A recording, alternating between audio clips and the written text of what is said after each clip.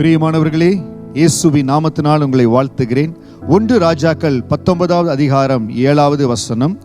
கர்த்தருடைய தூதன் திரும்ப 2ஆம் தரம் வந்து அவனை தட்டி எழுப்பி, எழுந்திருந்து போஜனம் பண்ணு, நீ பண்ண வேண்டிய பிரயாணம் வெகு தூரம் என்றான்.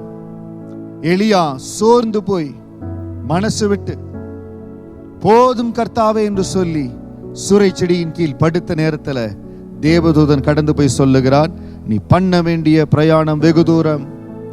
யாரெல்லாம் வார்த்தையை கேட்கிற நேரத்தில் போதும், நான் படிச்சது போதும், நான் செய்த வேலை போதும், நான் இந்த இடத்துல செய்த ஊழியம் போதும், போதாண்டவரே என்னால முடியல, அவ்வளவுதான், எந்த காரியத்தில் நீங்க மனசு விட்டு இதை கை விட்டுறேன்னு சொல்லி வேண்டாம் வேண்டான்னு சொல்றீங்களோ, ஆண்டவர் உங்களை பார்த்து சொல்லுகிறார், நீ பண்ண வேண்டிய பிரயாணம் வெகு தூரம். எலியாவுக்கு தெரியல, இதற்கு பிறகு ஆண்டவர் எனக்கு பெரிய காரியங்களை வைத்திருக்கிறார். 2 ராஜாக்களை அபிஷேகிக்கணும், ஒரு தீர்க்கதரிசி அபிஷேகிக்கணும், அதற்கு பிறகு பரலோகத்துக்கு நான் எடுத்துக்கொள்ளப்பட போகிற எலியாவுக்கு தெரியல. இன்னைக்கு இந்த வார்த்தையை கேட்டுக்கொண்டிருக்கிற உங்களுக்கு உங்க எதிர்காலம் தெரியல.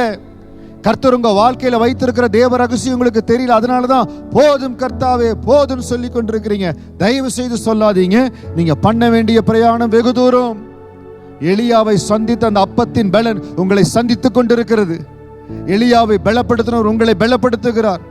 எந்த காரியத்துல மனம் சோர்ந்து எனக்கு முடியல, இதற்கு மேல் எனக்கு முடியலன்னு சொல்லி நீங்க கைவிட்டீங்களோ, அந்த இடத்துல கர்த்தருடைய பலத்த கரம் உங்களை தாங்குகிறது. அவர் பலப்படுத்துகிறார். சோர்ந்து போகிறவனுக்கு பலத்தை கொடுக்கிறவர், சத்துவம் இல்லாதவனுக்கு சத்துவத்தை கொடுக்கிறவர். உங்களுக்கு அந்த பலத்தையும் சத்துவத்தையும் கொடுத்து உங்களை பலப்படுத்துகிறார். கர்த்தருடைய பலன் இன்றைக்கு உங்களை நிரப்புகிறது. உங்களுடைய தூரம் வெகு தூரம். உங்களுடைய எதிர்காலத்தில் நீங்க செய்ய வேண்டிய காரியம் பயங்கரம். தொழில நீங்க கட்ட வேண்டிய தூரம் ரொம்ப தூரம் இருக்குது.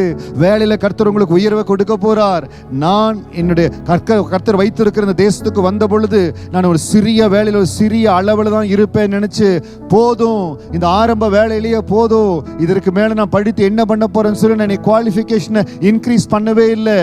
ஆனால் ஆண்டவர் தம்முடைய கிருபையினால பலத்தினால நிரப்பி சிகரங்களுக்கு என்னை உயர்த்தினார். அதே ஆசீர்வாதம் இந்த வார்த்தையை கேட்கிறவங்க ஒவ்வொருவர் மேல கடந்து வரும். நீங்க செய்ய வேண்டிய பிரயாணம் வெகு தூரம். சோர்ந்து போகாதீங்க. எலியாவை பலப்படுத்தினவர், எலியாவின் தேவன் உங்களோடு கூட இருக்கிறார். எல்லா இடத்துலையும் உங்களை உயர்த்தி பலப்படுத்தி உங்களை அலங்காரமா வைத்து ஆசீர்வாதமா வைப்பார். அந்த வல்லமையுள்ள கரம் உங்களை தாங்கி நடத்தும். God bless you.